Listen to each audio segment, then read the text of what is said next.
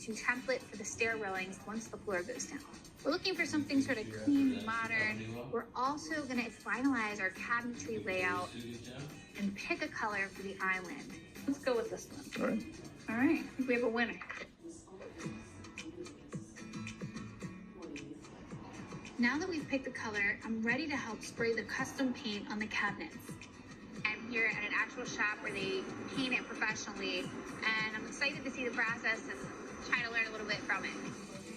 I'm super excited to do cabinets that aren't just like white or gray. Yes, we get a lot of unique choices from customers here, and you definitely did pick a good one. One leg at a time. Hey guys. You want to try one?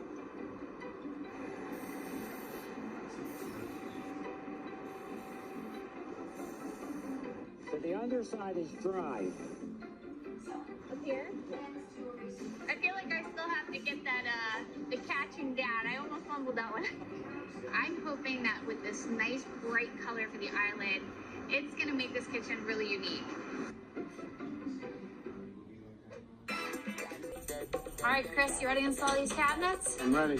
We have a lot of work to do today. We're gonna be installing the kitchen cabinetry, putting in the tile in the second floor bathroom, and installing trim throughout the house. It's starting to look like a kitchen. Ooh, that looks nice. It's okay. You don't like it? I like it. How many green islands do you see? 0. 0. This will be the first. This one's gonna be different. We are down to the finish line now, so there's a lot of stuff going on in this house. The countertops are in and they look amazing. I chose a white quartz for this kitchen with gray veining, so it needs to look like marble. Putting up a backsplash is pretty easy and it's a great way to change the look of your kitchen. Está, ¿verdad? Está bien. Perfect.